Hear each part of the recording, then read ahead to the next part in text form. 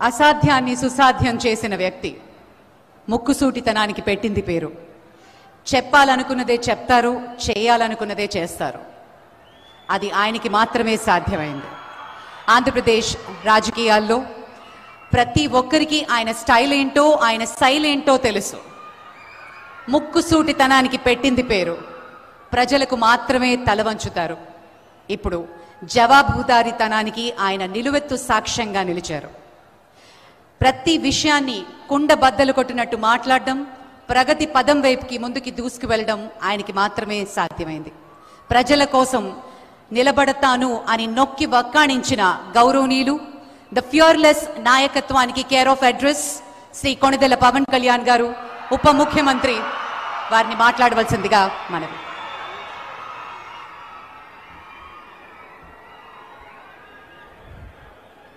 ముక్కుసూటితనం వల్ల మంచి జరిగితే పర్లేదు కానీ నా స్ట్రైట్ ఫార్వర్డ్నెస్ వల్ల, నా ముక్కుసూటితనం వల్ల రాష్ట్రానికి మంచి జరగాలని కోరుకుంటాను. ఈ సందర్భంగా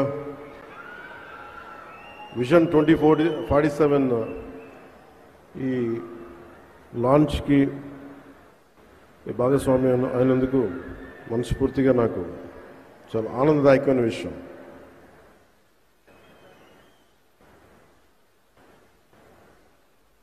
టీన్స్లో ఉన్నప్పుడు జీవితం పట్ల చాలా కళ్ళు ఉండేవి. చాలా నేర్చుకోవాలి, చాలా సాధించాలి అని రకరకాల సెల్ఫ్ హెల్ప్ బుక్స్ చదువుతున్నప్పుడు ఏదో ఒక బుక్లో ఎక్కడో చదివాను, what is your mission statement and right your mission statement. ఇక్కడి నుంచి ఒక 10 సంవత్సరాల తర్వాత, ఒక 20 సంవత్సరాల తర్వాత నువ్వు ఎలా ఉండాలి అని ఆ మిషన్ స్టేట్మెంట్ రాసుకున్నప్పుడు చాలా హాస్యాస్పదంగా ఉంటుంది. నేను చాలా పెద్ద నటుడిని అవ్వాలనో, లేదంటే ఒక సైంటిస్ట్ని అవ్వాలనో, ఒక అత్యంత అద్భుతమైన ఒక పారిశ్రామికవేత్తగా అవ్వాలనో, గొప్ప డాక్టర్గా అవ్వాలనో, ఒక మానవతావాదిగా అవ్వాలనో మనం రాసుకున్నప్పుడు చాలా హాస్యాస్పదంగా ఉంటాయి.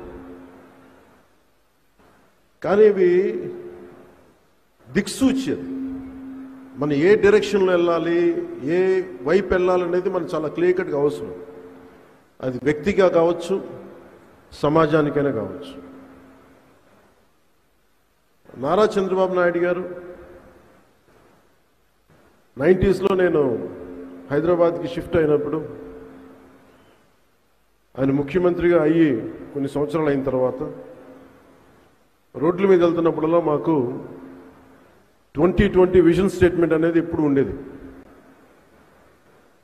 ఆ తర్వాత కొద్ది కాలం తర్వాత హైటెక్ సిటీ అని ఒక బిల్డింగ్ కట్టారు. నేను డాక్యుమెంట్ కొంత చదివాను, కొంత నాకు నా స్థాయికి అది అర్థం కాలేదు. నేను నా ప్రపంచంలో ఉన్నాను, బయట ప్రపంచం నాకు ఇంకా తెలియదు. కానీ ఆయన తన కోసం కలలు కనలేదు. తెలంగాణ, ఆంధ్రప్రదేశ్, ఉమ్మడి ఆంధ్రప్రదేశ్ కోసం కలలు కన్న ఒక మహానాయకుడు. ఆ రోజు కలలు కన్నప్పుడు చాలామందికి అర్థం కాదు. ఇక్కడున్న వ్యక్తుల్లో, చిన్నపిల్లల్లో కానీ ఎవరో ఒకళ్ళు ఒక 2047కి నేను ఇది అవుతానంటే ఈరోజు హాస్యాస్పదంగా ఉండొచ్చు. మనకి కాలానికి ముందుకెళ్ళి చూస్తే ఆ సాధించిన తర్వాత అప్పుడు ఈరోజు నీ మిషన్ స్టేట్మెంట్ విలువ అర్థమవుతుంది. అలాగా 2020 విజన్ స్టేట్మెంట్ ఇచ్చినప్పుడు అదే మాదాపూర్లో, అదే చోట్ల మేము ట్రైనింగ్ కనో లేదంటే రకరకాల వెళ్ళేవాళ్ళం ఆ రాళ్ళు రప్పలు చూడడానికి. మేమందరూ రాళ్ళు రప్పల్ని చూస్తే ఆయన ఒక సైబర్ సిటీని చూశారు, ఇంకొక నగరాన్ని దర్శించారు. సరికొత్త నగరాన్ని చూడటం అంటే ఏంటంటే, ఒక నగరాన్ని నిర్మించిన వ్యక్తికి డబ్బులు రావు, గుర్తింపు రాదు. తాజ్మహల్లో రూపకర్తకి పేరు తెలియదు మనకి, కానీ తాజ్మహల్ గుర్తుండిపోయింది. తాజ్మహల్ నిర్మాణానికి రాళ్ళెత్తిన కూలీలు ఎవరంటే కూలీలు గుర్తులేరు, కానీ నిర్మాణం గుర్తుండిపోయింది. ఈ రోజున అన్ని లక్షల మందికి ఉపాధి కల్పించే సైబరాబాద్ కానీ ఆ వచ్చిన బిల్డింగ్స్ కానీ ఉపాధి అవకాశాలు కానీ దాని రూపకర్త, దాని శిల్పి, దాని చీఫ్ ఆర్కిటెక్ట్ శ్రీ నారా చంద్రబాబు నాయుడు గారు. నేను 2014 నుంచి రాష్ట్ర విభజన జరిగినప్పటి నుంచి నేను ఆయన్ని ఎందుకు ఆయన ముఖ్యమంత్రిగా ఉండాలని కోరుకున్నానంటే,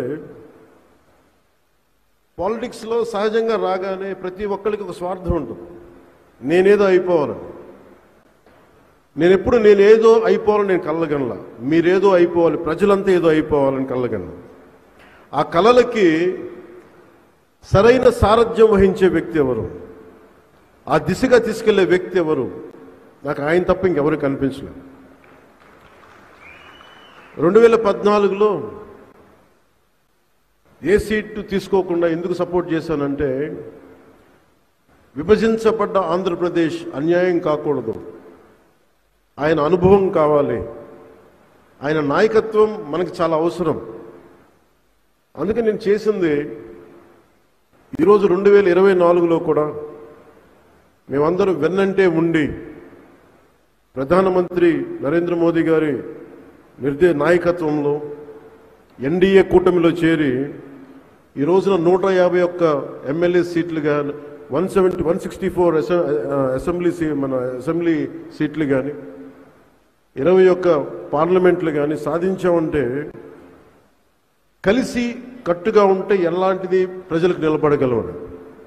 చిన్నప్పుడు పాఠంలో చదువుకున్నాం, united we stand, divided we fall. కలిసి ఉంటే ఎంత బలం ఉంటుంది, విడిపోతే ఎంత బలహీన పడతాం అనేది ఈ రోజున ఈ విజన్ డాక్యుమెంట్ చేస్తున్నప్పుడు నాకు నిజంగా చాలా మనసు తృప్తిగా ఉంది. ఇన్ని కోట్ల మంది ప్రజలకి బలోపేతం ఇవ్వడానికి, బలం ఇవ్వడానికి, ఆర్థిక వ్యవస్థని బలోపేతం చేయడానికి ఇది దోహదపడినందుకు మనస్ఫూర్తిగా నాకు చాలా ఆనందంగా ఉంది. వ్యక్తి వ్యవస్థను నిర్మిస్తాడు, తర్వాత వ్యవస్థ వ్యక్తులు నిర్మిస్తుంది. ఆయన ఇన్ని దశాబ్దాల ఆయన సుదీర్ఘమైన అనుభవం కానీ, అడ్మినిస్ట్రేటివ్ కేపబిలిటీస్ కానీ చంద్రబాబు నాయుడు గారిది చాలా అమోఘం.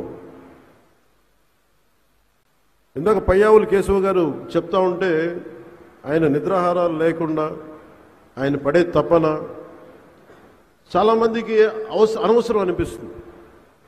కానీ ఆయన పొద్దున్న లేచినప్పటి నుంచి సాయంత్రం వరకు, ఎందుకంటే నేను ఆయన విలువ ఎప్పుడు తెలుసుకున్నానంటే, మరింతగా నేను పార్టీ పెట్టి నేను నలిగిన తర్వాత నాకు ఆయన మీద అపారమైన గౌరవం పెరిగిపోయింది.